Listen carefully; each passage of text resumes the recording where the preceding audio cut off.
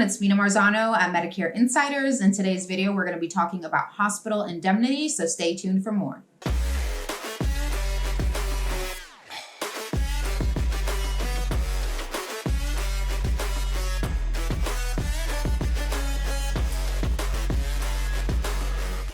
Hospital indemnity is a supplemental or ancillary benefit that can be added on to anyone's health coverage. So we're not strictly talking about seniors here. Other people can purchase hospital indemnity plans. Obviously, for the purposes of our conversation, we're talking about people that are on Medicare Advantage and probably wanting to cross-sell them into a hospital indemnity. But be advised that they don't have to be within that Medicare age to be on a hospital indemnity. Anyone across the board can get on hospital indemnity.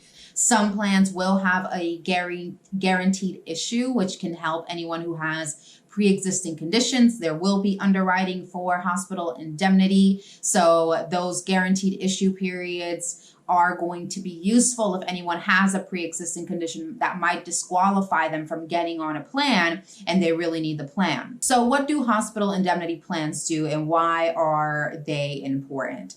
So original Medicare, we know, leaves you with a bunch of gaps in coverage. We've already established that, and if we're selling Medicare Advantage, typically we can understand that original Medicare leaves you, wide open with this 20% no out-of-pocket maximum.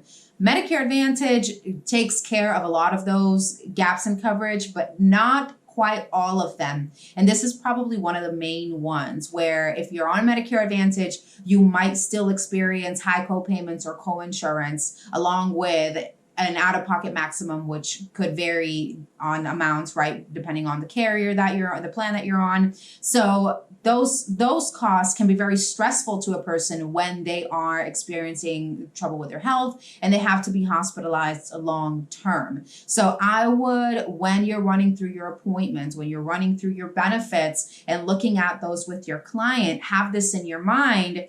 And this is a perfect way to paint a visual for them of what expenses they can expect if they end up being hospitalized, right? We don't want to use fear tactics necessarily, but what we do want to do is bring clarity and make sure that people are aware of what they can expect and that they know that there is a solution to that, which is paying a small monthly premium into a hospital indemnity policy that is going to provide a cash benefit later on if they do end up hospitalized. And when I say low monthly premium, you can look at anywhere from, $20 a month and probably up from there, but very affordable plans here. And well worth the money for the peace of mind and moving into, the future. If they do end up having a hospitalization, it can really help to offset some of those costs. Another big thing here is if they are hospitalized, sometimes people go into the hospital for a certain issue that they're having, a pain, and maybe the hospital is not sure what their condition is. They might code them as observation status, which means that they'll put them in a bed and maybe keep them there for a little bit and monitor them, run some tests. But in that time, they're not going to code them as inpatient, so the benefit is not going to pay the same. And that is another big part of hospital indemnity that, the observation will typically be covered at 100% if they end up being in that status, which could be very stressful for them. Again, if they end up being coded as observation and those benefits aren't covered the way that they were expecting those hospital benefits to pay out. Another great thing about the hospital indemnity, and I think I've already mentioned this, but they do pay out a cash benefit. So all of that can be used to pay for those services that were rendered in the hospital or, ambulance, ER, etc.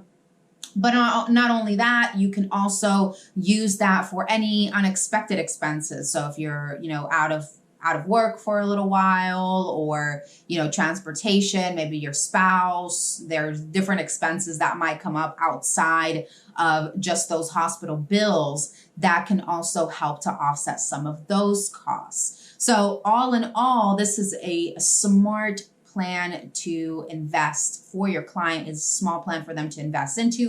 And it's very smart for you as the agent to be offering this product. I would be offering it at any appointment.